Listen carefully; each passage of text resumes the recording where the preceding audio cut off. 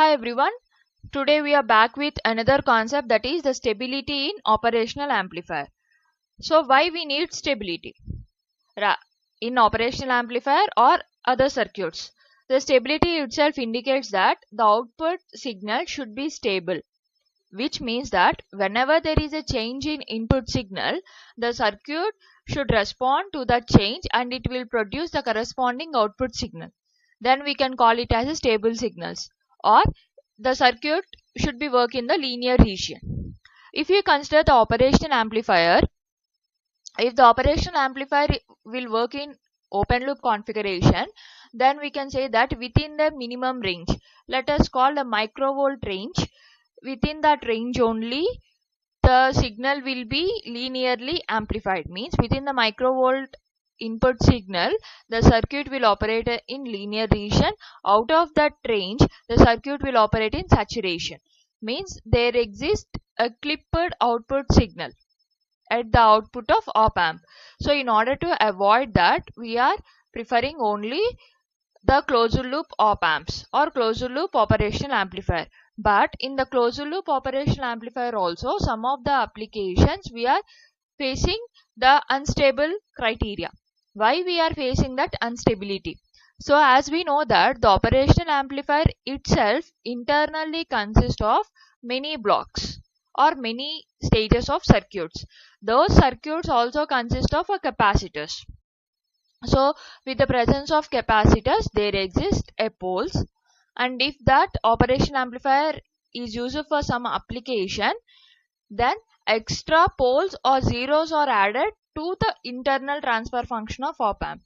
Because of that, there exists an instability in operational amplifier applications. In order to convert that instability to the stable mode, we are finding out some techniques.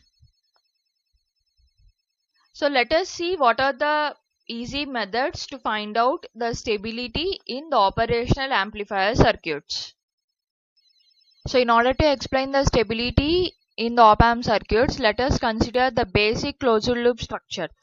So the basic closed loop structure I am considering from the theory of electronic circuit analysis subject. So in that, the basic closed loop structure is having an adder circuit and an amplifier circuit and a feedback circuit. So if I consider the block diagram of a closed loop structure, then it is one adder circuit, one amplifier circuit. So I am considering that this amplifier is having a gain, that is AOL, which is in frequency domain. Okay, so this is our input signal and it is our output signal. So we are considering a closed loop structure. So it will be called a closed loop when there exists a path from output to the input. So this is the path from output to the input, and here it is having one feedback circuit in which the gain it is indicated with beta, and it is one closed loop structure. Now it is called a negative closed loop structure when the input signal is added and the feedback path is subtracted. So here if you write the output at the feedback block, it is input signal is V0 and the amplifier value is beta. So the output signal is nothing but input signal multiplied by gain value. So I can write it as beta into V0. And here I am considering the output of an adder circuit as some Vx. Okay. Now from this structure we have to find out what is the loop gain. So in order to find out the loop gain, now let us suppose write what is the output voltage value V0 in this path. So in this path, what is the output voltage value V0? So I can write the output is equal to gain of the circuit into input. It is the basic equation. So here the output of the circuit is a voltage and it is represented with V0. So V0 is equal to gain is nothing but AOL into F. So it is AOL into F and the input is Vx. Okay. So from the diagram, I can write the Vx value as, so from the diagram, so Vx value is it is the output of adder circuit. So it is Vi minus beta into V0. Now simply substitute the value of Vx in this V0 expression. Then we will get the V0 as AOL of F into Vi minus beta V0. Now take the V0 to the other side, then it is V0 plus AOL of F into beta V0, which is equal to Vi into AOL of F. Now take the common V0, then V0 is 1 plus AOL of F into beta, which is equal to AOL of F into Vi. From this, find out the ratio of V0 by Vi. So V0 by Vi is AOL of F by 1 plus beta into AOL of F. So this is the gain of the given circuit. Now from this gain, we have to find out whether it is a stability circuit or unstable circuit.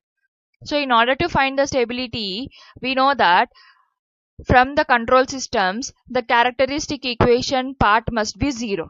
Now what is a characteristic equation? So the characteristic equation is nothing but the denominator part of the transfer function. So if I consider V0 by Vi is nothing but a transfer function we have find. So the transfer function, other terminology, is nothing but a gain of a circuit. So in this transfer function, the denominator part is used in order to find out the stability of a circuit, and the denominator part we are calling it as a characteristic equation, that is CE. So in order to obtain stability, the characteristic equation must be equal to 0. So which means 1 plus beta into AOL of F must be equal to 0, which is equal to AOL of F into beta, which is equal to minus 1. So in order to find out the stability, first find out what is the magnitude value. So the magnitude of a loop gain we can find as, so magnitude of a loop gain. So here gain is AOL of F into beta, so which is equal to 1. So here the loop gain is unity. Since the loop gain is unity, the system will be in unstable and it is going to oscillate. So this is the procedure for a simple system. But the op-amp circuit internally is having many capacitors, and we are externally connecting so many capacitors for different applications, which means the op-amp transfer function contains more number of zeros and more number of poles, means a higher order characteristic equation will be present. So from the higher order characteristic equation, so this method, that is the characteristic equation should be equal to 0 from the transfer function. This method is not applicable for higher order terms. So in order to find out the stability for higher order characteristic equation value, then we prefer the other methods, that is a Bode plot, Nyquist plot, or polar plots. Consider one of the example of Bode plots. So here it is a magnitude plot and second one is a phase plot. So from these Bode plots, first find out what is the gain crossover frequency and then phase crossover frequency. After finding the both values, calculate the gain margin and the phase margin value. So for suppose if both gain margin and phase margin values are positive, then the system is said to be in stable state. So this is the first procedure for finding the system will be in, the circuit or system will be in stable state or not. And the second easy method, without drawing a Bode plot and without calculating the gain margin and phase margin from the Bode plot, simply identify how many number of RC circuits are there. For suppose if the circuit is having only one RC circuit, indicates it has only one pole, which implies it has only one break frequency or one cutoff frequency, which introduces a minus 90 degrees phase shift to the circuit. So if it has only one RC circuit, then the system will be in stable state. But for the practical op-amp circuits, it has more number of stages and more number of capacitors will be there. For example, let us consider that the op-amp circuit is having 3 capacitors. Okay.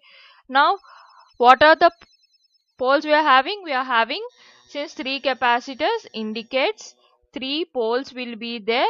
So, implies 3 break frequencies, and it introduces 3 times of minus 90 degrees phase shift, which is equal to minus 270 degrees phase shift. Because of minus 270 degrees phase shift, this op-amp circuit is unstable. Okay, so it is in unstable mode. Now, in order to make this op-amp circuit having 3 capacitors to stable, we have to use necessary techniques. Those techniques we are using is a frequency compensation technique. In the next video, you are going to see what are the frequency compensation technique and how it will be used in order to convert an uncompensated op-amp circuit to the compensated op-amp circuit. Thank you.